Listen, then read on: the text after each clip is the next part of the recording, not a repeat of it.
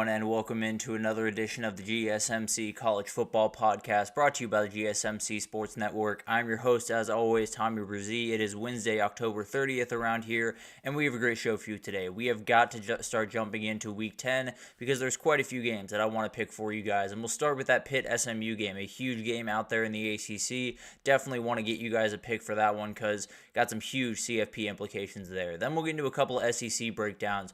Georgia-Florida this upcoming weekend, the largest outdoor cocktail party, as well as A&M heading over to Columbia, South Carolina for a very interesting matchup against the Gamecocks. Then we'll get over to the CFP. We'll talk about where everyone sits, kind of break them down into tiers. Feel like we have about 20 Power 4 teams, or 21, I guess, including Notre Dame, that absolutely have a shot to make a run to the playoffs. So we'll break those down for you guys today. Then we'll get into a couple of upset alerts around Week 10 before we get into a couple of questions that I have as we head into Week 10, including the under-the-radar game of the week, because there's quite a few that are under the radar that you should definitely be on the lookout for. But before we jump in, I do want to remind you all we get tons of questions and comments throughout the show, and the best way for you all to get your question on the screen, we can have fun back and forth here, is to use that super chat. At the bottom of the chat on the Sports Network page, you can click the $sign, add any question, comment you'd like, and we can have fun back and forth here. Definitely want this to be interactive. About to head into a really, really busy month around the sport of college football, so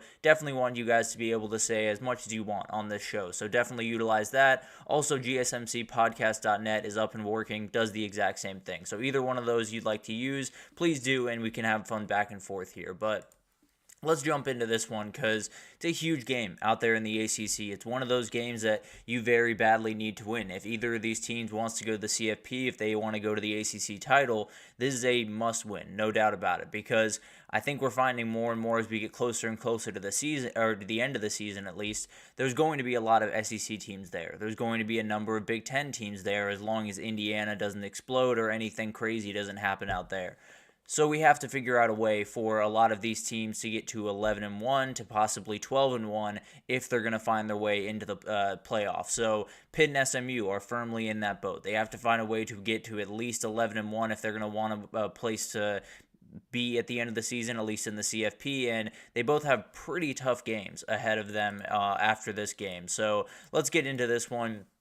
I think this one's a huge one for Pitt in a number of different ways because you're coming off a game where you played incredibly good football. You were all over Syracuse really from the jump of that game. The defense played incredibly well, got 5 picks, 3 pick sixes.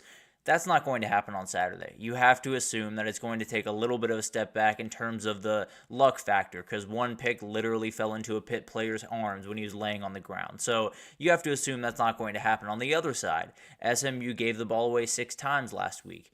You probably have to assume that's not going to happen either. You have to assume it's going to meet somewhere in the middle. These two teams are going to find each other at some point, and it's kind of funny. It's going to be a fun kind of battle of styles here. You have Pitt, who throws the ball about 55% of the time. You have SMU, who runs the ball about 58% of the time. Now, both these defenses are well-equipped to stopping the run. They're both top 10 in run defense. They're both below 100th in the country in pass defense. So it sounds like the pass is going to be the way that you're going to want to go about business here, but the big question for SMU is in the pass game. You know, you don't have R.J. Maryland anymore. He is out for the year. The question is, who is going to step up into that void? Roderick Daniels, made a couple of huge plays last week, but didn't necessarily have consistency. He only had 2 catches. They just happened to be for about 80 yards and about 70 yards. So obviously a huge playmaker, but at the end of the day, who's going to step into that down-by-down type receiver that you very much need if you're SMU? For Pitt, they got after Kyle McCord. They had 26 pressures last week. If they can do that against Kevin Jennings, which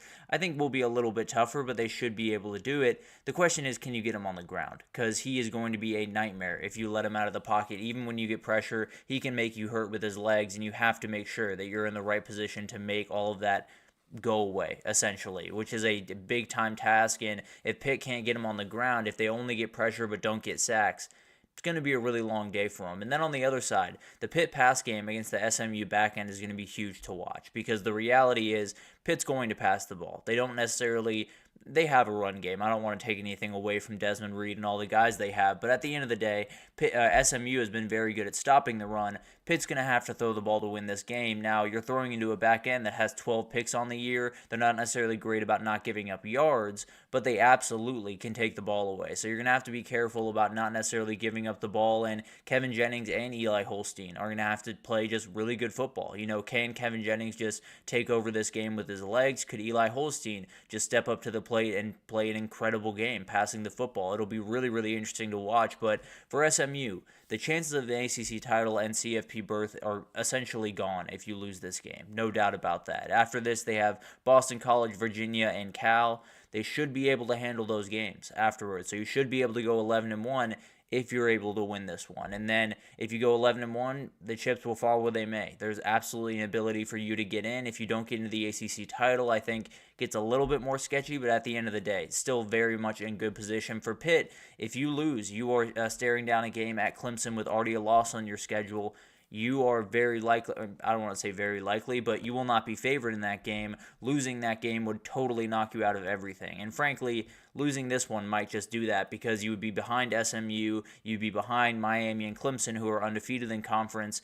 You could beat Clemson and still get into the dance, but at the end of the day, you beat Clemson, SMU runs the table the rest of the way, as does Miami. Those are the two teams that would go to the ACC title, and you'd have to figure out where you stand after that. So it's going to be a nightmare to figure out, no doubt about it. But for Pitt, if they get a win here, they have some wiggle room. Even with Clemson coming up, they could possibly lose that game and continue on their way and have a very, very successful season. So this is going to be really interesting to watch. It's going to be one of those things that we have to watch really throughout this entire game, figure out where they stand in the ACC, and if they move forward with a win here, I think both these teams are very much in play for a CFP berth. But let's talk about players to watch, and I'll start with Kanata Mumfield. He is a very talented player for Pitt on the outside, leading receiver, an absolute matchup nightmare. And frankly, I think Pitt is going to need that a number of times in this game because I think SMU is going to be more than content of letting their linebackers handle the run game and then saying our back end just needs to be the back end. Play five guys back there, make sure they can't get that big play. The problem is whenever you go into man coverage, Kanata Mumfield's going to be a problem. He's going to be able to start making plays on the outside, and Pitt might not need a ton of big-time plays in this game if they're able to stop the run on the other side. And the other side, you're going to have Kyle Lewis to stop that run. A big talented linebacker, 60 tackles on the year, 3 INTs, 4 sacks. He's all over the field. He is going to be making a ton of big-time plays for this Pitt defense throughout this game. No doubt about that. But he's going to have his hands full. There's a lot of really good running backs. There's a quarterback that can pull the ball and go for about 60 yards for a touchdown.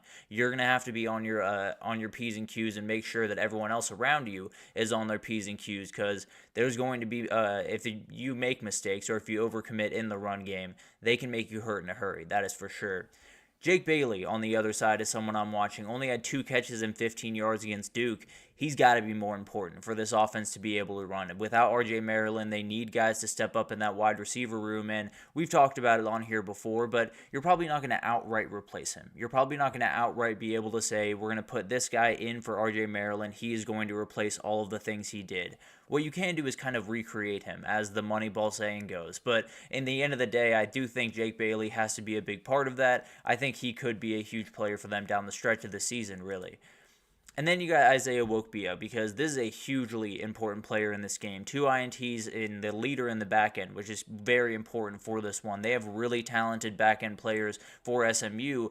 Thing is, they're a little bit boom or bust. They're a little bit, I'm going to make this play on this ball, I'm going to get a pick, or I'm going to let him get 70 yards downfield for a big-time play. You have to find a way to keep everything in front of you, make sure they don't make that big-time play, and if they do, you got to be able to respond, and then maybe make a big-time play yourself with a little bit of a pick or something. But at the end of the day, huge players that are going to be very important. Moving over to Pitt, we got to figure out what the keys to the game are, and I think for the biggest one is play your game. You have no reason to go off what you do, which is throw the football. You go after people 55% of the time you're throwing the ball, averaging 271 yards per game. That is a very good path to victory, no doubt about that. SMU allows 255 per game. You should be able to find openings in this back end. Eli Holstein and these wide receivers should be able to take advantage of those openings, and if they can, could just be a very long day for SMU where they're just trying to play catch-up the entire time. And then the other part of this, I would sell out against the run. I don't think this SMU team, I think they're capable through the air. I think they have the ability to pass the ball, but without RJ Maryland, the run game is the way they're going to want to go about business. They don't necessarily have the ability to say, we're going to be able to throw the ball 45 times and still be able to win this game. They average 177 yards per game, and they're going to have to be able to get that on Saturday. So it's going to be really interesting to watch their approach on offense. How much do they lean into the run for SMU? How much do you lean away from it? I tend to believe that they're going to try to run the ball, and I think Pitt's going to have to just sell out to stop it and live with what happens on the back end. And then you got to find takeaways. SMU is very good with their turnover margin, but they have fumbled the ball 19 times, losing it 10 times. You have the ability to get some big plays. Some of that is bounce of ball craziness, but at the end of the day, you do have the ability to make some big plays in this game, and if you can get an extra possession for Eli Holstein, that might just be all he needs to win this one. Then on the other side, I think the biggest thing and the thing that they've probably been talking about in Dallas for the last 4 or 5 days, you got to find a replacement for RJ Maryland. You have to find a way to get this offense in a place where it can be potent in both directions, because like we just talked about, if they can just sell out 7, 8-man boxes to stop the run, there's no way you're going to have success. So they only completed 13 passes against Duke. 153 of the, I believe, right around 200 yards came from one guy on 2 plays. Roderick Daniels, who made some big-time plays, but they got to find a couple of guys to step up to fill that RJ Maryland void. And then trust your run game. This is obviously a very talented run defense and one that is tops in the country. When you look at the actual numbers, I believe they're 10th or 8th in the country. Thing is, they gave up over 100 yards to Omarion Hampton. They gave up 72 yards to Javion Thomas, 188 on the ground to WVU. You have the ability to stretch this defense out. You have the ability, especially with Kevin Jennings as a running threat, to kind of make them confused. Even in a game where they're very good at it, I think you can find the openings that you're going to need in this game. So I think you trust your run game. I think you attack them the way that you normally attack teams. You're going to need to make plays through the air, but at the end of the day, I think this Pitt team, although they seem to, statistically, they're number 10 in the country when it comes to stopping the run, I don't think they're going to be able to do it against this SMU front. And then you got to keep Eli Holstein at home. He is someone that can hurt you with his legs. As much as Kevin Jennings is going to be the guy that's talked about as the guy that's going to extend plays and make special plays with his legs, Eli Holstein can do that as well. And if you let him get those couple of third down conversions when it's 3rd and 8 and everyone clears out to stop the pass, he can make you hurt with his legs. He can make that one play that makes all the difference in this game. So you got to keep him at home. He is a great passer. He can make plenty of plays from there, but at the very least, he can't hurt you for those couple of huge plays that they're going to need in this game. And it's a game I've gone back and forth with. I thought SMU early. I thought Pitt later, but I'm going to go back to my gut. I do think SMU wins this game 31-27. It's going to be a really fun one. I think it gets up and down just a little bit.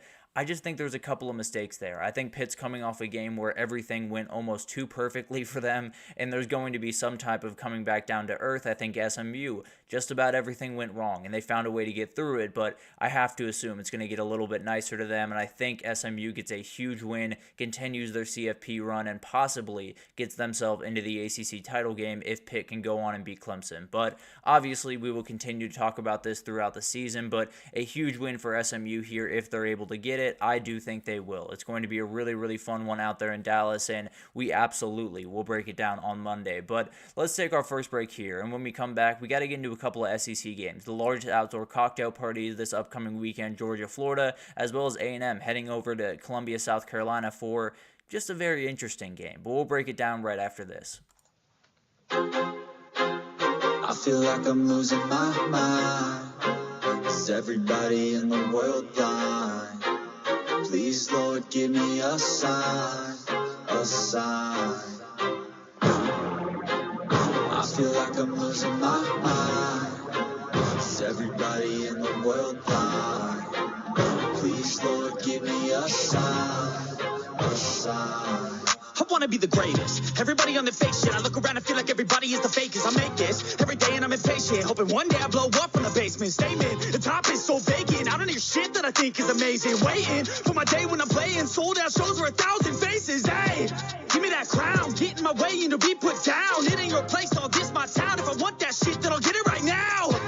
I'm losing it, the news it fits. I'm losing shit, a stupid myth. You choose to live or choose to dip. You choose to fight or lose your grip and lose a gift. Oh. I feel like I'm losing my mind. Is everybody in the world blind? Please, Lord, give me a sign, a sign. I feel like I'm losing my mind. Is everybody in the world blind? Alrighty, welcome back everyone. We just talked about a huge game out there in Dallas, SMU going up against Pitt, one that will definitely decide a lot over there in the ACC, and definitely one that you're going to want to be tuned into. A huge one, and definitely could set up one of these teams for a little bit of a CFP run. But let's get into a couple of SEC games. We have a huge game down there in Jacksonville, as well as one over there in Columbia, South Carolina, that could be just a little bit of a spoiler, but let's get into that first one over there in Jacksonville. The largest outdoor cocktail party is this upcoming weekend, a game that I've had the pleasure of going to. Incredible atmosphere. It is all over the place. There are fans really going at each other. It's so much fun to be in that atmosphere. I was at the game where Brock Bowers made just the most ridiculous tip play that I've ever seen in my life, but very fun atmosphere. Absolutely loved it, and it's one that Georgia has played really well in for the past little bit. I believe Kirby Smart is 6-2 in these games. He has definitely dominated since he has taken over. And the big question as you head into this, if you're Florida, they played really good football the last little bit. They're 3-1 in their last 4 games, the one loss being the overtime game to Tennessee.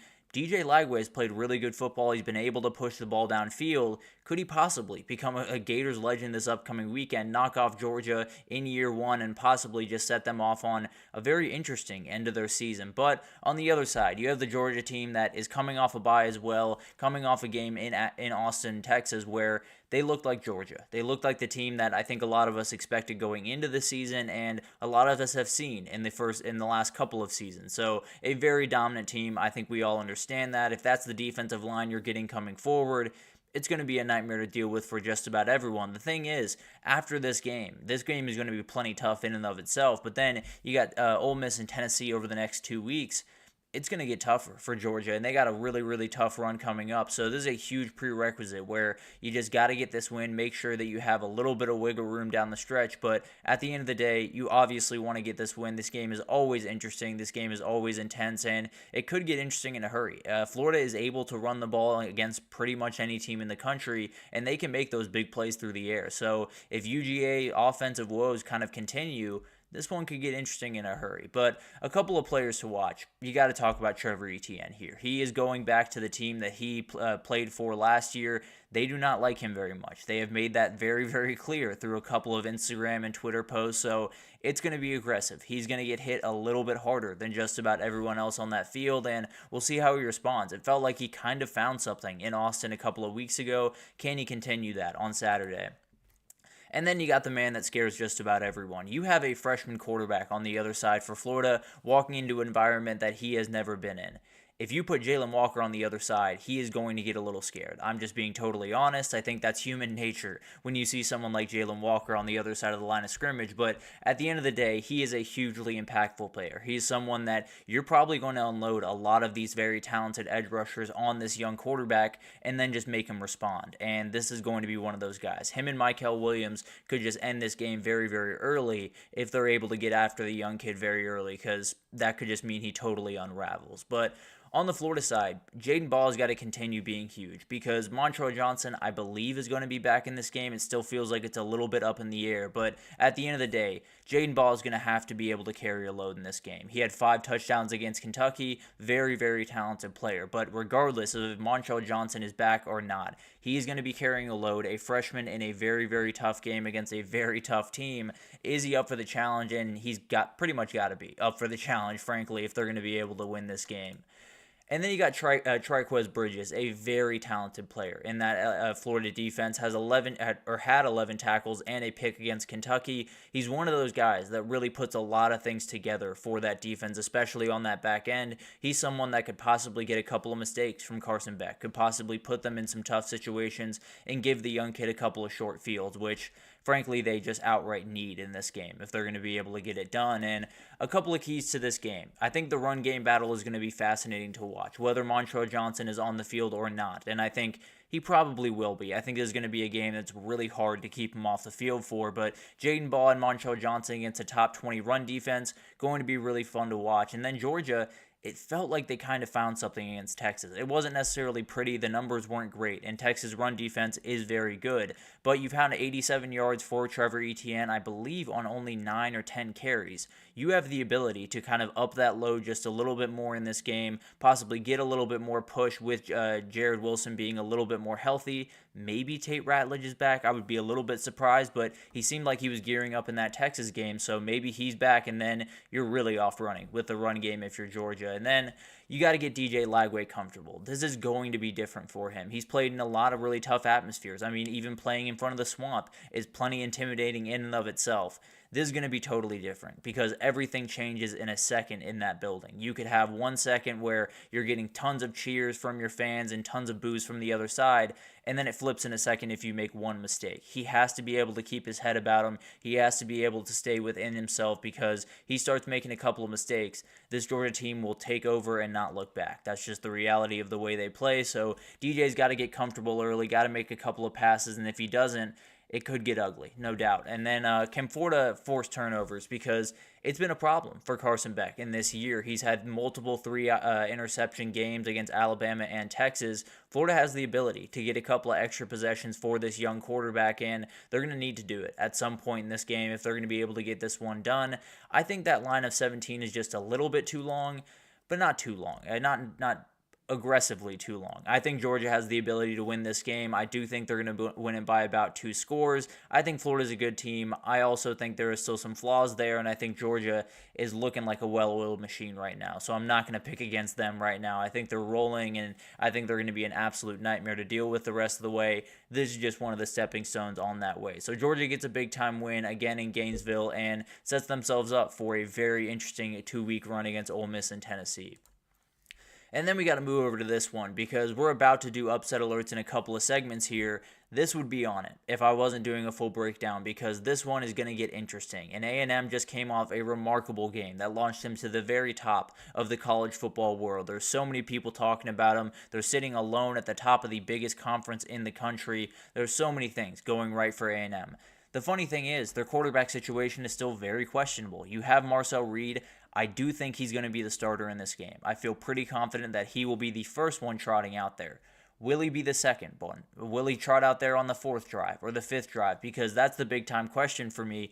How do they approach this going forward? Is it just Marcel Reed's team now and they go fully in that direction? Is it if Marcel Reed starts to make a couple of mistakes, they go back to Connor Wegman? Is it fully just matchup based? There's so many different ways that they can go about this, and frankly, there is a number of different ways that they can go about this and still win games up until that Texas game at the end of the year. You're going to have to figure out at some point who your quarterback is and how you want to move forward with that guy because you can't go into a game against a top 10 team like Texas and expect to win it with a weird quarterback situation. So this will go a long way to kind of figuring that out. Is it going to be Marcel Reed the whole way? Is Connor Wegman going to be right there in the wings waiting just to take that job right back? It's going to be really interesting to watch, but this is definitely a very interesting spot for them. A&M, if they were able to get this win, I think it fully sets themselves up for a showdown against Texas in College Station at the end of the year, being a 10-2 team. So a lot of things could go right in this game for A&M. Obviously, a lot of things could go wrong. Williams-Brice is a very special atmosphere. The defense for South Carolina can really get after you, and they're coming off a bye last week. This one could get really interesting and bring all of this hype train for A&M to a screeching halt, which obviously the Aggies don't want. It'll be very interesting to watch this one, but Cyrus Allen is a guy that I want you guys to keep your eyes on because he's not necessarily the most prolific receiver for this A&M room. Noah Thomas is going to be a problem. Jade Walker is a very good player. I think you're going to need speed in this game. I think there's so many different things that A&M can do offensively, and they can hurt you in so many different ways. If you're going to find a pass game, especially with Marcel Reed at quarterback, it has to, I don't want to say it has to be spoon-fed. He can make those big plays over the down the field, but he does need to have a couple of plays where it's just get the ball out on the perimeter, let that guy make a play. I think he's more than capable of doing that, but you're going to have a couple of guys to do that. I think Cyrus Allen is one that you get the ball in his hands 5 yards or closer to the line of scrimmage, he can turn it into 25 yards, 30 yards downfield. So not necessarily a player that's gotten too much involved early on, but I do think he's going to be very important down the stretch. And I also think Jabri Barber is another guy to watch in that position. Very much need that speed on the outside. And then another guy to watch, Torian York is huge in this game. He's the leader of this defense. He is the green dot guy. He is the guy that gets everyone in line.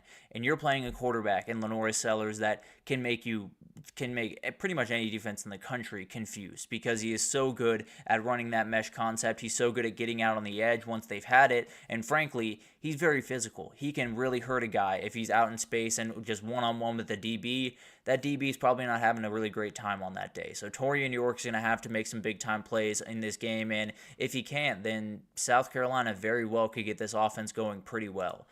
On the other side, I think Josh Simon is huge in this game. This A&M defensive line is going to get after you. There is no two ways about that. There's going to be so many things that they're going to have to deal with on the front as an offensive line. Best way to deal with that is get a tight end an extra blocker possibly, or he chips and then goes out for a route, you hit him, and then he makes plays. This is a uber athletic guy. This is one of the more athletic tight ends in the entire country. He is someone that can make them hurt after the catch, and they're going to have to get the ball to him pretty quickly because this A&M defensive line is no joke. And then we got to talk about Kyle Kennard. If you're talking about a South Carolina game, you got to talk about this guy. And frankly, I think even more so, when you have Marcel Reed as a real option in this game, Kyle Kennard getting upfield and not necessarily overcommitting to the pass game or overcommitting to the pass rush, making sure that he stays at least in phase with the offensive lineman, make sure that he doesn't give up any type of contain for this quarterback. And then when they run that mesh concept, when they run those read options and all of those different things, he's got to be very disciplined. He's going to be the guy that's going to have to make a lot of these tackles where Marcel Reed has a chance to get out on the edge, and then it's Kyle Kennard taking him down. But if it's not, then it might be Marcel Reed going 80 yards for a touchdown. So a hugely important player, not only in the pass rush game, but in the run defense, going to be massive, along with Dylan Stewart on the other side. And then keys to this game, we talked about it a second ago, the pass rush is going to be huge. Both these defensive lines are some of the best in the entire country. They have, A&M has 19 sacks on the year, South Carolina 28. They can get after the quarterback. Now the thing about it is, you have two quarterbacks that are very mobile, and if they get out of the pocket, they're going to be problems for you. So can you get them on the ground? It's not only about causing pressure. That obviously does help with two quarterbacks that aren't necessarily elite throwers of the football. That obviously is going to help, but you got to get these guys on the ground. If you can't do that, then it's going to be a very long day for your defense. And then A&M's quarterback situation. How does this work? Is it Marcel Reed and Marcel Reed until you die? Is it Marcel Reed until he has a little bit of a mistake and then it's Connor Wegman? Is it Connor Wegman? Do they just go right back to the other guy as the starter in this game? I do think it'll be Marcel Reed starting. I don't think the leash is going to be super long. So it's going to be really interesting to watch that. If they're able to get after him a couple of times, that run game doesn't get going the way that you thought, and you think maybe we need a little bit more downfield passing game. Maybe they go right back to Connor Wegman. It's going to be fascinating to watch and could very well be the difference in this game. And then it's William Bryce at night. We have to talk about it. They've only had one true night game this entire year. It was against Akron. I promise you, this fan base is itching to get in that building on Saturday. They are waiting for this moment, and they can absolutely step up to the plate. This is such a special atmosphere. There are so many different fans that are incredibly passionate about this team, and I think they can get this one done. They have been talking plenty of trash on Twitter, and I think they're a team that absolutely has the ability to do it, and I think they're going to do it. I'm going to take the trap. I know there's a lot of people out there picking South Carolina. I know that that's being a popular pick around the college football world. I will fall into that trap. I will be the guy that comes on here on Monday and says, I probably should have picked A&M. But at the end of the day, I do think South Carolina gets this done. I think the pass rush is just too much. I think Marcel Reed, while a very good player, got the benefit of the doubt with the LSU defense not being nearly as prepared as they needed to be. I think this South Carolina game is an absolute nightmare for A&M, and I think they move forward in their season with quite a few questions about where they're going, especially in the CFP and particularly in the SEC going forward. It'll be really interesting to watch that one unfold, and really both those are a little bit of an upset alert. But let's take our second break here, and when we come back, we got to get into the playoff. We got to talk about where everyone sits. We'll break them down into 4 different tiers. One tier just has one team in it, and I'll break that down right after this, so stick with us. Looking for your daily fix of sports talk without having to pay for it? GSMC Sports Network is available on YouTube. Just search GSMC Sports Network. Get your fix of daily sports talk shows on YouTube, absolutely free. NFL, college football, NBA, MLB, MMA, UFC, fantasy football, and so much more. GSMC Sports Network has shows running all day long, with new sports shows starting every 2 hours. Just like on your favorite cable sports channel, except GSMC Sports Network is absolutely free. Just search GSMC Sports Network on YouTube to catch one of your new favorite shows, like the GSMC College Football Podcast, Chip Shot Football Podcast, Hoops and Heels Women's Sports Podcast, GSMC Basketball Podcast, and so many more. Check it out for yourself. GSMC Sports Network, now available on YouTube absolutely free. Search GSMC Sports Network on YouTube right now. Alrighty, welcome back everyone. We just talked about a couple of big-time SEC games, the largest outdoor cocktail party, as well as A&M-South Carolina. A couple of games that could go sideways and totally change up the SEC race. But at the end of the day, let's get into a couple of CFP races because this thing is getting very interesting. We've had a little bit of thinning out. We've had a couple of teams kind of bow out of this race, but we still got plenty of things to figure out. So let's break down these tiers and let's get into all of the craziness that could happen coming forward because there's quite a few hypotheticals. Frankly, I'll probably get into a couple of hypotheticals on Friday, so be on the lookout for that. But this one's going to be really interesting to break down, and we'll start with the certified title contenders. I only got two. As of October 30th, these are the only two teams that I can confidently say can compete for a title right this second. I know that sounds crazy because obviously more teams will find their way into this group. There is no doubt in my mind that we could see a Miami or a Texas A&M or a Ohio State, obviously, Penn State could find their way into this group. As of right this second, these are the only two teams that I'm looking at and saying those are championship caliber teams. They are playing championship football, and they seem to have the makeup of a championship team. Now, a lot of things can change this upcoming weekend, particularly for Ohio State and Penn State, but as of right now, I think there's a couple of holes on a number of different teams. I think these teams do the best job of covering those holes, which is the end goal here. But at the end of the day, I think for Georgia, feels like they turned a corner in that Texas game. Feels like they found a way to get that one done, put themselves on a path forward, and I think that offense still hasn't really found itself. I think if that run game gets going a little bit more, this team could look as terrifying as really any from the past couple of years for Georgia. And then for Oregon, this team just looks like a well-oiled machine right now. If you get that play from Dylan Gabriel, if you get that D-line, if you get that O-line in that run game, you are going to be a problem for pretty much everyone you play, and frankly, I'd be a little bit surprised if they didn't at least get to the semifinals of the CFP with the way that they're playing right now. So those are the two teams right now. It's going to get bigger, obviously, as we get deeper in the season. More teams will find their way up there as they start to fix some of the issues. I think Texas, with a couple of fixes, could very well be in this group. I think Ohio State the same, Penn State the same, and then Miami and Clemson, I think, are right there as well. But moving on to the teams that are CFP bound, I feel pretty good about them moving forward, but obviously still have some pitfalls ahead.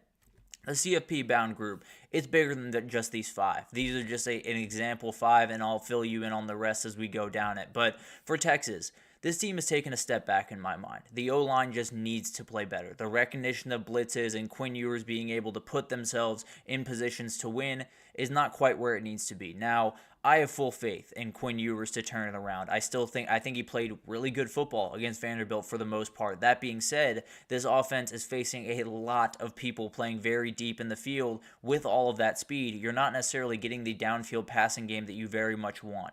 You're going to have to find a way to move the ball, one way or the other. The run game has to get going. This O-line has to start getting push again, or it's going to be a really, really tough stretch of the season where you lose a couple of games you're not supposed to, and you're on the outside looking in. So they still have plenty of work to do, but as of right now, they're in very good position to win out the rest of the way, find their way to the SEC title, and be firmly in the CFP mix at the end of the year. Then you have A&M, obviously another team in this conversation. They found their way kind of up to this group this past weekend with a win against LSU. I think they could lose to Texas at the end of the year and still be in. Obviously, if they won that game, went to the SEC title, they'd very much be in. In fact, there's a very interesting SEC title hypothetical that we can obviously break down on Friday that involves 4 11-1 teams and would be very confusing. But at the end of the day, this is going to be a very fascinating game between those two teams at the end of the year. We could get to a place where A&M doesn't have to worry about that one. We could get to a place where they don't have to worry about it because they're fully out of the thing. So it's going to be really interesting to watch that one unfold. But as of right now, those two teams in Texas are firmly in the driver's seat to find their way to the CFP. For Ohio State, I think they're kind of in the Texas boat in my mind. I don't think they're necessarily bad. bad, but the O-line and the injuries there are a real issue. I'm not necessarily sure they're going to be able to keep up against some of the very elite teams. I mean, even this weekend, it's going to get a little sketchy. Another team in this group would be Penn State, and Indiana, another team from the Big Ten. So a couple of those teams that they're going to have to play coming up,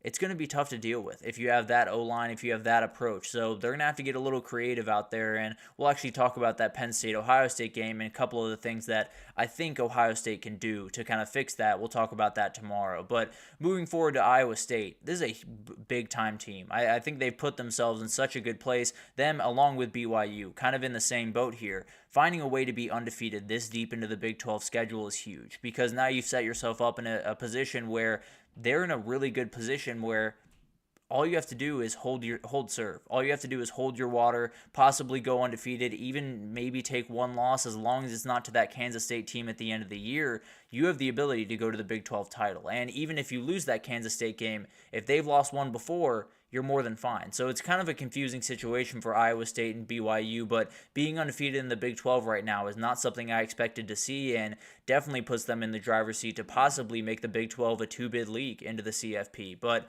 then you move forward to Miami. This one, they're just kind of sitting pretty right about there. I don't necessarily think they're moving up and down right about now. Obviously, they have the ability to move up over the next couple of weeks, because if they can find that run game, if they can get that going, I think this offense becomes that much more scary. I think they have the ability to play more games the way that they need to, because you look at championship teams, they're all capable of winning those shootout crazy games that Miami's been capable of winning. They're also capable of slowing it down and winning slugfest, and that's something that Miami just hasn't quite proven to me. I definitely think they're capable of it, but gonna have to see it a couple more times. Clemson obviously is in this group as well. They handle business the rest of the way. They are firmly on their way to the CFP, and then you got a little bit of a bubble, and it's a pretty big group. Now you have these five to kind of choose from, but it's plenty others on here. But we'll start with that Colorado team.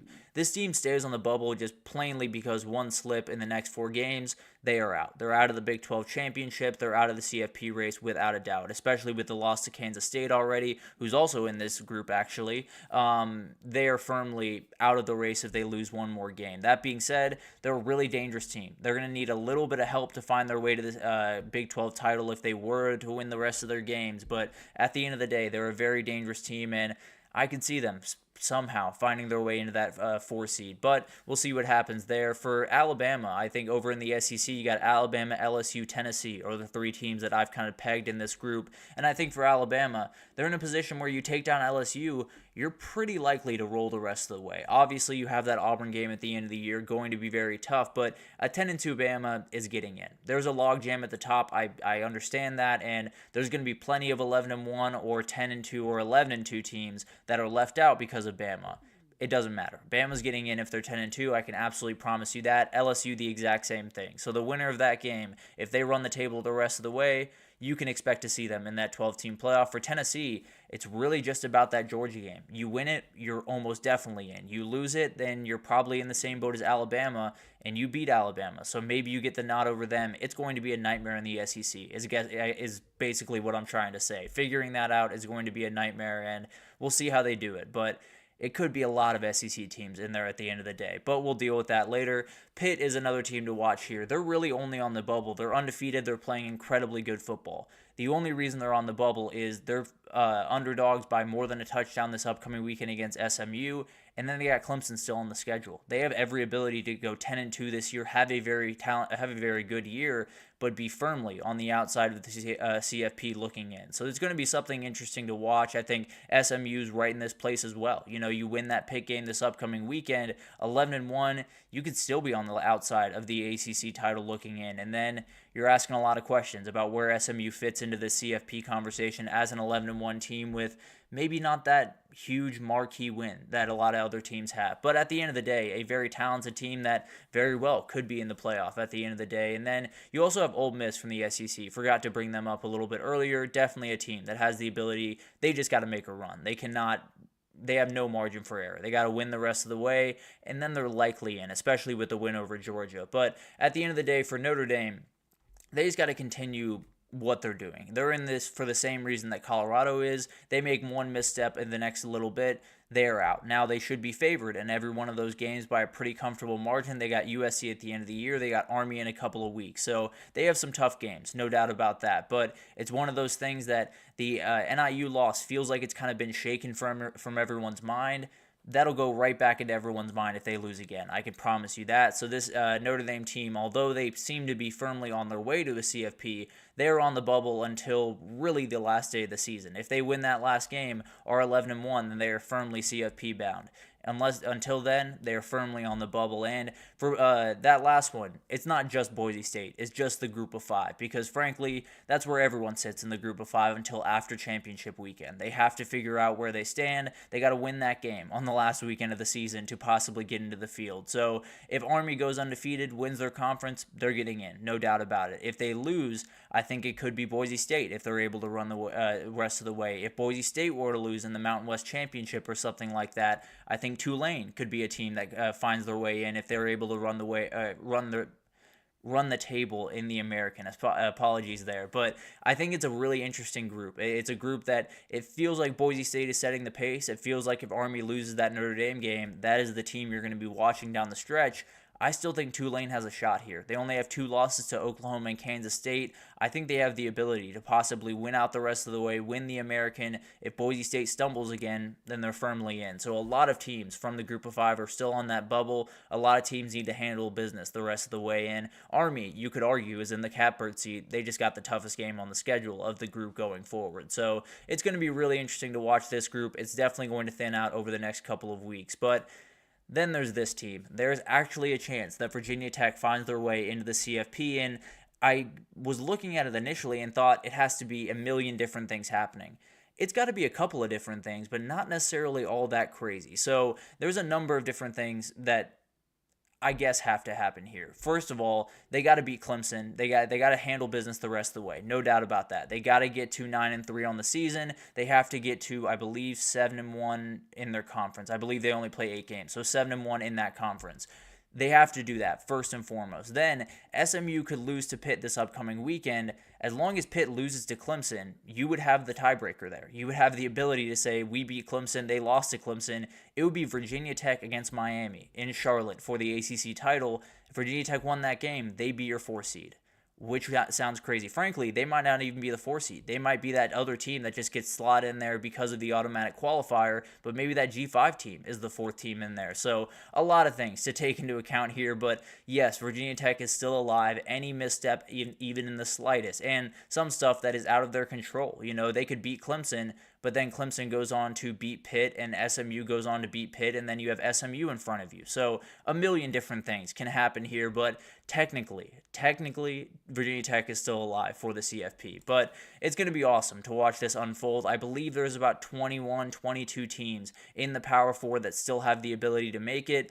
That's got to be whittled down to about 10 or 11 over the next little bit, so it's going to be fascinating to watch that unfold. But let's take our third break here. When we come back, we got to talk about upset alerts. I got 6 games for you guys here that I think are very, very interesting this upcoming weekend, and we'll break them down right after this.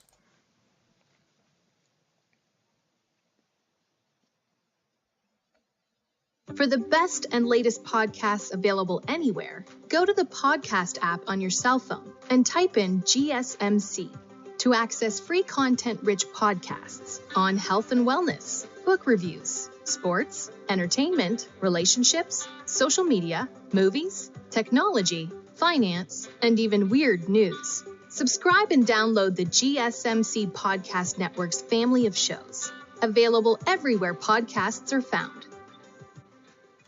Alrighty, welcome back, everyone. We just talked about some of these college football playoff tiers. Very, very hard to get a beat on where everyone sits right about now, but I only have 2 real title contenders in Oregon and Georgia right this second. Obviously, that will change over the next couple of weeks, but definitely something to watch, and we will break it down probably in about 2 weeks now. We'll see how much it's thinned out, see how many teams are on the bubble, and see how many teams are firmly in the CFP going forward after about 2 weeks, but let's get into a couple of upset alerts because this week 10 is a little bit quiet. It's one of those weeks where you don't necessarily have all the teams playing. You have quite a few teams on a bye. I know LSU and Texas being the main among them, but plenty of other teams that are in action this upcoming weekend, including Boise State. And I wanted to talk about this game for the upset alert. I know that line is 23.5. I know that sounds a little bit crazy that I'm putting this out there, but this is a good SDSU team. This is a team that has not necessarily gotten a ton of respect around the country because they really struggled out of conference. They did not play very good football. They also played a very tough schedule out of conference. So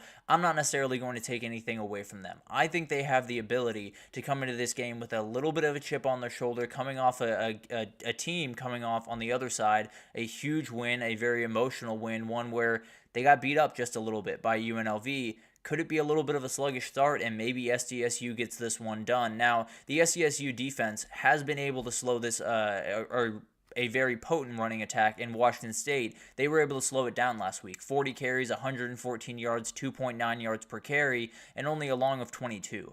If that's what you're getting against Boise State, that's about as good as you can possibly do. Frankly, it's incredibly hard to stop Ashton Jeanty. It'll be much harder than it was to stop that Washington State attack. But that being said, we have seen that San Diego State can get this done. We have seen that they have the ability to sell out and stop the run and then live with what happens on the back end. That's probably the way that they're going to approach this game. For this to happen, they also need to find the run game.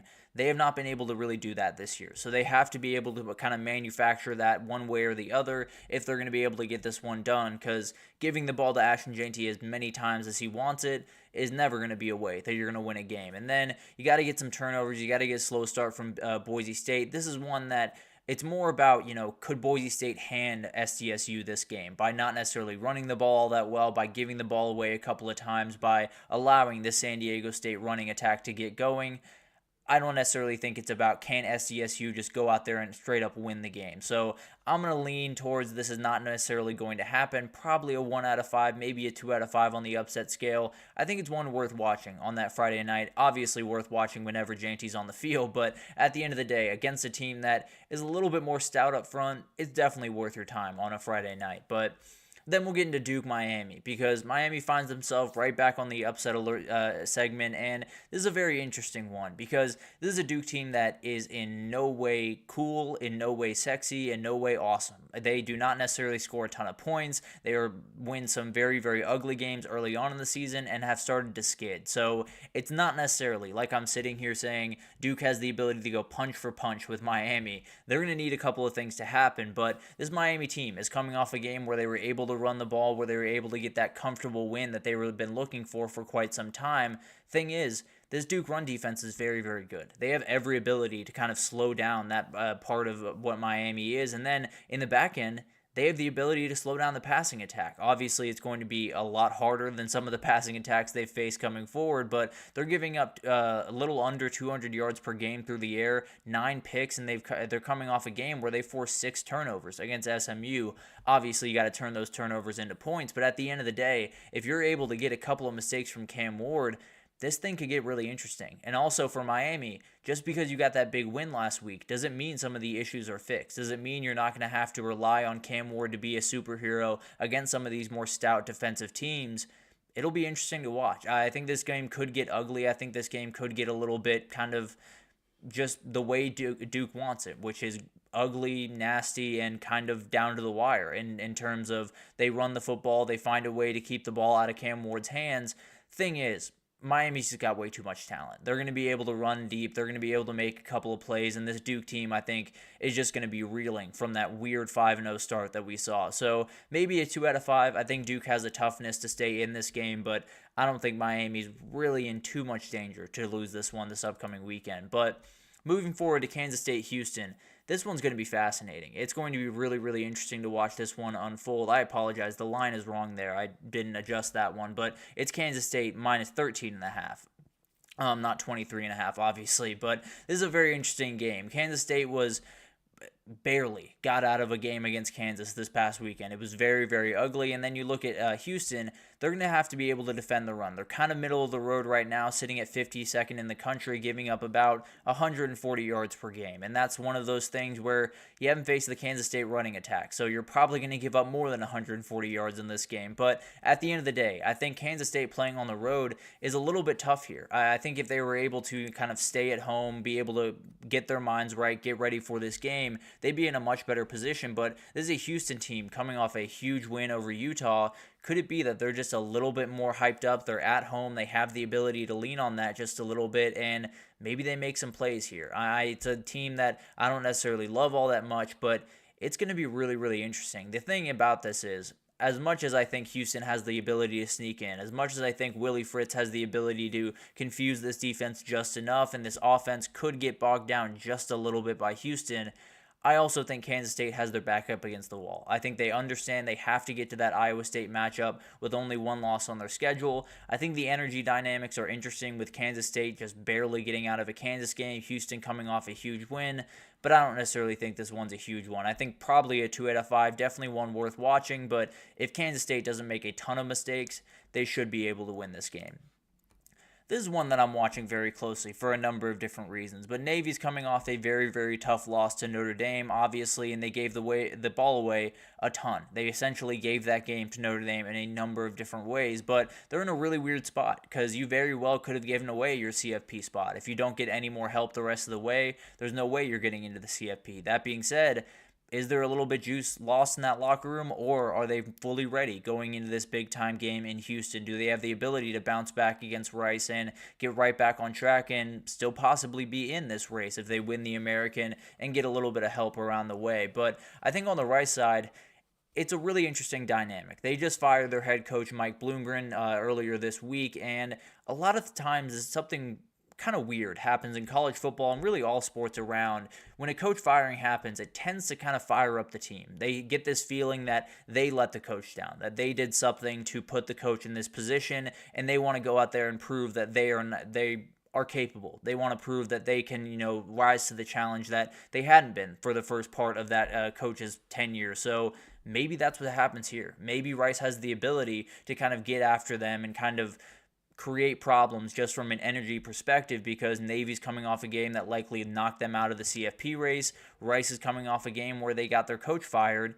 Maybe there's a little bit of juice in that locker room to prove everyone wrong. Now, the issue with this is Rice cannot stop the run. They are 95th in the country. They give up 177 yards per game, and it's almost definitely going to be more than 177 yards per game in this one. I think this one's really fun to think about. I do think there could be a little bit of a bounce back from Rice, and this one could be tied or even there in the lead at halftime possibly.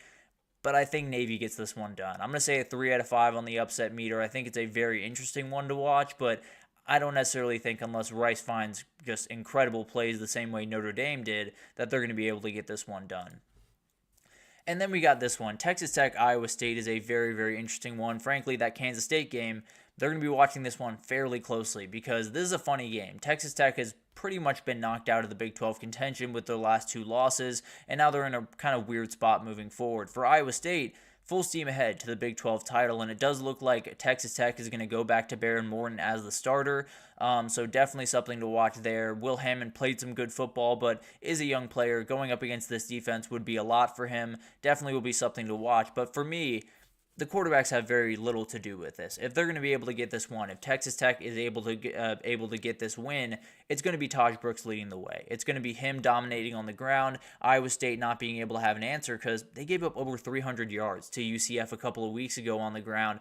Obviously, Texas Tech doesn't have that Ja'Cory Brown type that can make you hurt with his legs, but absolutely has the ability to run the football, absolutely can get after you, so maybe that's what happens. If Iowa State is not elite at stopping the run, if they're very good at stopping the pass, so you know what Texas Tech's going to do, or is Iowa State able to just put more guys in the box, stop the run that way, and be able to slow this one down? I think this one's going to get interesting. We saw what UCF was capable of doing to Iowa State when they were able to run the ball, keep the ball out of the hands of the Iowa State offense. I think that's exactly what Texas Tech can do here. I think this one's a little bit sketchy.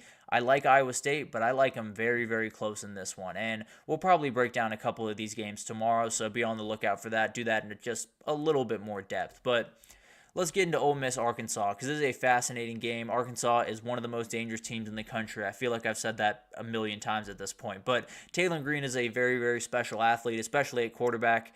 There's very few in the country that are more special than him at that position. And then you have Ole Miss coming off a win. They need a win. They need to win the rest of the way. They have to be able to go on the road, get this win, then go back home and play a really tough UGA team. If they're able to get those two, then they're off to the races and things get really interesting again. But Arkansas is a very tough team. We saw them against Tennessee. Ole Miss has struggled with very physical, very tough teams at the point of attack. Are they going to be able to handle this one? I think Arkansas could make this one sketchy. It's very, very bad. I think this one is very much a danger spot for Ole Miss. I think this is a 5 out of 5 on the upset meter because I think Arkansas could very well get this one done. We will break it down tomorrow. I'm still kind of making my pick for that one, but we'll break it down in a little bit more detail tomorrow. But this one's going to get interesting. I can almost promise you that. So upset alerts are going to be around, no doubt about that. And we'll talk about that actually in the next segment here. Is this weekend just a little bit too quiet? We have a lot of teams on byes and not those huge marquee games all over the place. Could this be one of those weeks where we see a ton of those big-time teams go down and everything is mixed up once again? But we'll break it down right after this.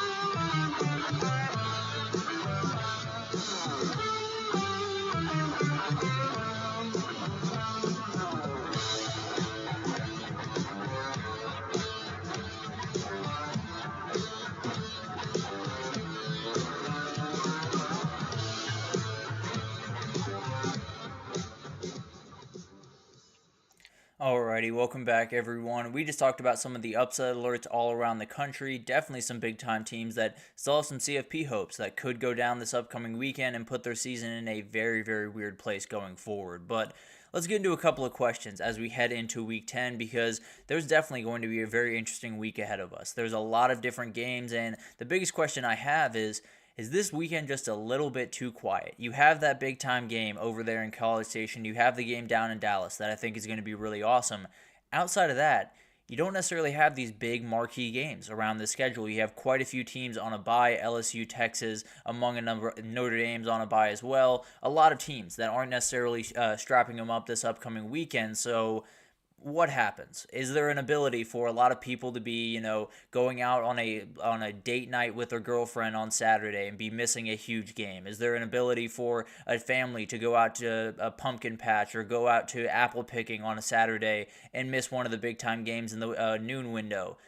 There is. This is a landmine Saturday if there ever was one. It's one of those weekends where you just got to be smart. You got to make sure that you are locked in as much as you can be. Obviously, don't blow off any plans. I'm not saying that. But I am saying there's quite a few games out there that could totally change the way that we're looking at the college football world. That South Carolina A&M game, we talked about it.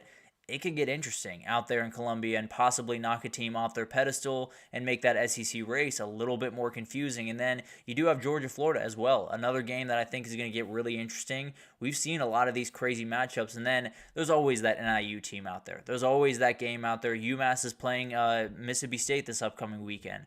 Mississippi State already lost to Toledo, so just one to watch out there. But at the end of the day, there's a lot of different things to watch. I think that Michigan game against Oregon, maybe they can cause some problems and muck it up and get things interesting in that Oregon game. There's so many different games all around the country that at the very least could cause issues. At the very least could make things interesting. Kentucky could beat Tennessee, move them to 2 losses already on the season as they head into a Georgia game.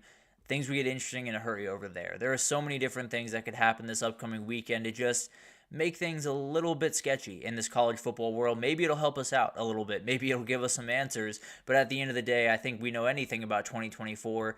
They're not necessarily interested in giving us many answers this year. They're interested in making things a lot more complicated. It's very possible that this happened this upcoming weekend. So definitely be vigilant. I'm not saying blow off plans. I'm not saying, leave your girlfriend in the lurch. I am saying make sure that you're locked in on this weekend because it could get very, very interesting in a hurry. And then we got to get to the under the radar game of the week because that's obviously a huge part of this week with a lot of teams off, with a lot of teams not playing those marquee games. You got to be on the lookout for some smaller games out there. And I think Virginia Tech-Syracuse is huge. We talked about Virginia Tech just a second ago. They're a team that can still make the CFP. They somehow have the ability to go to the ACC title, win it, and possibly be one of those teams in there. So this is a game they got to win. They're going on the road to a team that just got absolutely body bagged by Pitt, and definitely a really, really tough game for them. Can Virginia Tech get that same juice from this game? It's going to be really, really fun to watch, and I think it's a battle from start to finish, really, and kind of a battle of styles, and we'll get into that one a little bit more deeply tomorrow. Vanderbilt-Auburn is another game that I'm watching, and I'm watching it for that one guy. Diego Pavia is returning to Auburn, Alabama. He is 2-0 against Hugh Freeze. He is 1-0 against Auburn. He came over last year as a New Mexico State Rebel, was able to win that game. Now you got to go in and win another really gritty matchup. He is not the favorite in this game. I thought they would be. They are not. But at the end of the day, he's coming right back in. I believe he has over 500 yards passing and 9 touchdowns against Hugh Freeze teams. Maybe he just hates that guy, and maybe he's able to do it again this upcoming weekend, hand Auburn another loss, and continue at least a little bit of the magic that Vanderbilt has had this year. And then USC-Washington, I think, is a really fascinating one this upcoming weekend because these are two teams that they're out of the Big Ten race, they're out of the CFP race, they have really pride to play for the rest of the way, and with Oregon doing what they're doing up there in the Pacific Northwest, both these teams want as many wins as they can possibly get. They know that Oregon's going to be the standard going forward. They know that they're going to be compared to Oregon going forward.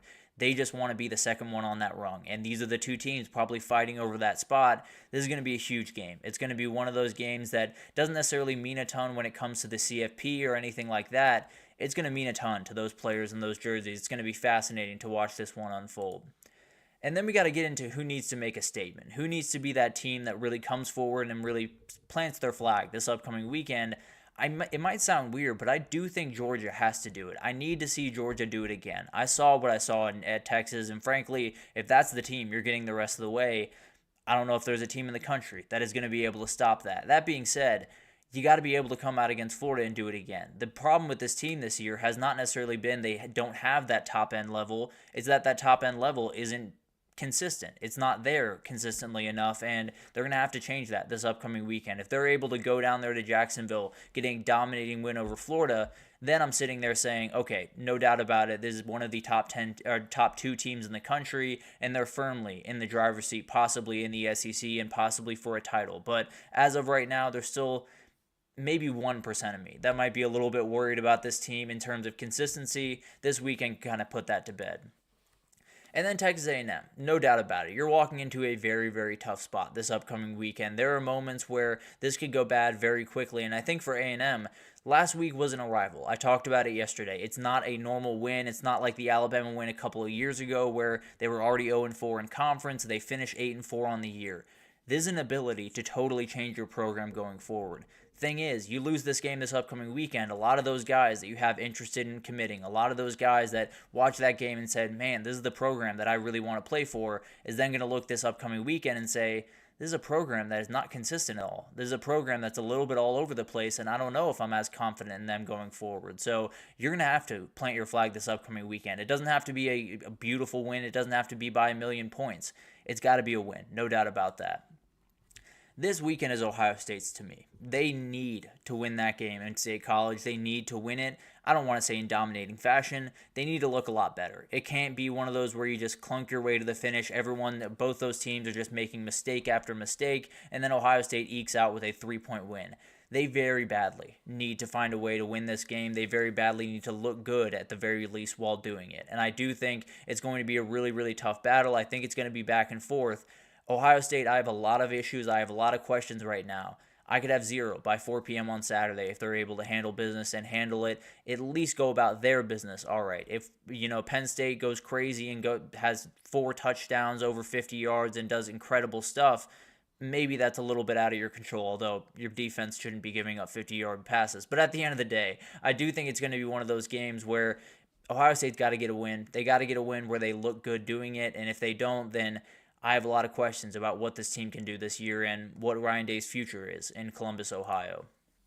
Moving forward to the Group of 5 game of the week, there's quite a few. Now, the Group of 5 as a whole, not necessarily playing those marquee games this upcoming weekend, but USF-FAU is a very interesting one. Obviously, those 2 South Florida teams, they're going to get after each other just a little bit, and I think this is one of those matchups that it's not necessarily going to affect the American race. It's not necessarily going to be a huge one when we talk about the CFP.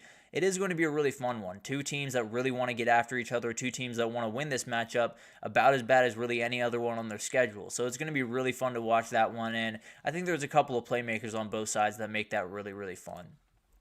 Then we got Hawaii-Fresno State. This is a very interesting game in the Mountain West because Fresno State just got themselves back into the fight. I think they still need a couple of things to go their way down the stretch to find their way into that Mountain West championship, but at the end of the day, Hawaii is a really interesting team. They're a team that is coming off a game. Braden Strager, their starting quarterback, had 4 rushing touchdowns in this game. I think he had 4 coming into the game in his entire career. So I don't know what happened there, but at the end of the day, they were able to get the win over Utah State, and now they move forward to a very interesting game this upcoming weekend. Whoever wins this one, especially Fresno State, but Hawaii absolutely can get back into the conversation, I think is going to be a huge one in the Mountain West down the stretch. And then Memphis UTSA takes the cake for me, and it's really just one word. You're going to get points in this game. There's going to be points all over the place. I cannot wait for this game. The defense have really struggled this year, especially UTSA in the second half of that game last week against Tulsa. It was downright ugly. But this could be a game that's decided in the 40s like last game against Tulsa. So it'll be really interesting to watch this one. I think at the very least, this one will get fun in a hurry. And then we got to talk about the Heisman race. It feels like we have whittled this thing down. It feels like we got 4 guys, right? It feels like we got Cam Ward, Dylan Gabriel, Ashton Jeanty, and Travis Hunter. Travis Hunter is not playing this upcoming weekend, so let's break down the other 3. And Cam Ward is one that you got to just dominate another inferior team. There's a team that can stop the pass, that has that ability. They have not faced Cam Ward yet. That is the big-time difference in their pass defense compared to others that have faced Cam Ward, because this guy can do some different things. And I'm not suggesting that they stat pad in any way. I can say pretty comfortably he's got some ground to make up with Travis Hunter. If Travis Hunter keeps this thing up, then all these quarterbacks, all these running backs are badly going to need to make a couple of big-time plays down the stretch, and then we'll see what happens. You also have Dylan Gabriel, who actually sits at the top of the odds in a number of different places around the country. I would not have him there, but that's totally beside the point. This is a huge, huge game for him. He's going up against a defense with Michigan that is going to have probably at least 3 guys drafted in the first round of the NFL draft. So if he can get rolling, if he can go for 300 yards, 4 touchdowns, have a crazy day, he's going to be pretty firmly at the top of that conversation. And then you're going to have to figure out where you stand. But this guy's going to have plenty to say about it. Ashton Jeanty is one of my favorite players in the country. I've made that abundantly clear at this point. But him and Hunter are in a very, very heated battle, at least in my mind. I think Hunter might have the very slight edge right now. But let's just say, you got a Friday night game. You got it standalone against a team that has the ability to stop the run, is a very solid team, but you should be able to beat them. You should be able to pretty comfortably beat them. And you're playing at 8 p.m. You're not playing at 10:15. You're not playing at 11 p.m. at night, where a lot of these voters have gone to sleep and they'll just wake up the next day and see your yards per carry. You have the ability to make a statement here. You have the ability to go for 200 yards, 3 touchdowns, and show everyone that you're the very best running back, possibly the very best player in the entire country. But you got to take full advantage of this upcoming weekend. You got to take full advantage on Friday night, and if you can, then this Heisman race becomes very, very close in a hurry. And then we got to get to the individual matchup of the week, because this is something that I've had a really good time doing. I think it's kind of it's an interesting way to look a little bit more deep into these matchups, because there's quite a few that I'm very interested in. The biggest one is the South Carolina defense, and really their defensive coordinator, against A&M's quarterback situation. How do you approach this game if you're South Carolina's D coordinator? Because I don't know which quarterback's going to be out there to start the game. I don't know which quarterback's going to be out there to start the first quarter or the second or the third or the fourth. I don't know where these guys are going to play. I don't know how they're going to use them. I don't know if it's going to be two quarterback approach. There's a million different things to worry about if you're South Carolina, how they approach this game, how they attack this team, and how different it looks comparative to the quarterback that's in is going to be really interesting to watch, and it's going to be a load for these guys to deal with over the next couple of days. And then you got SMU against the Pitt SMU's run game, or SMU's offense really in general, against the Pitt defense, because you have a really, really elite running backs. On the side of SMU, you have a quarterback that absolutely can make you hurt with his legs, and then the Pitt front seven has some dudes, especially at linebacker. They got plenty of guys that can make some big-time plays, including Brandon George, who made a huge play in that Syracuse game where the ball just kind of fell into his hands. But at the end of the day, I do think it's going to be a huge matchup. If they're able to stop that running attack in particular, things get interesting in a hurry in that game. Then you got Chip Kelly against this Penn State defense. He's going to have his hands full, and he doesn't necessarily have the offensive line to sit back there and say, you guys go handle your business, go be able to push him around, we'll run the ball to a win. I don't think that's the way that Ohio State's going to be able to win this game. They're going to have to get creative in the run game. They're going to have to be able to find openings in different ways, and they're going to have to be able to help out that offensive line because they're not holding up for 4 quarters against that Penn State D-line. I can promise you that. So he's got to take full advantage of these slight openings that he's going to have in this game, and it's going to be fascinating to see what game plan he has for them. But it's one of those weeks, man. It's one of those weeks where you have Penn State, Ohio State, you have Pitt-SMU, and then you're kind of looking around. You're trying to find that one game to watch. You're trying to find that couple of things to tune into. I promise there's going to be something to tune into. There's going to be some upset going on. There's going to be some team that's playing better than you thought. There's going to be some team that's just totally giving up on their season, totally losing their season in front of our eyes. So definitely something to watch out for this upcoming weekend. We will be back tomorrow to break down the big-time one this upcoming weekend with Ohio State, Penn State. But thank you so much for tuning into the GSMC podcast. Thank you so much for tuning into the GSMC College Football Podcast, brought to you by the GSMC Sports Network. Your support means a lot to us, so please remember to subscribe to the show, leave a positive review. It does make a huge difference. Also, follow us on Facebook, Twitter, TikTok, Instagram, all the social pages for all the content and updates you could possibly need. We have great people covering every sport you could possibly want, so definitely tune in to GSMC, and we got you totally covered. But thank you once again for listening, and I will see you guys tomorrow for that big game breakdown. Mm-hmm. Mm-hmm. Mm-hmm.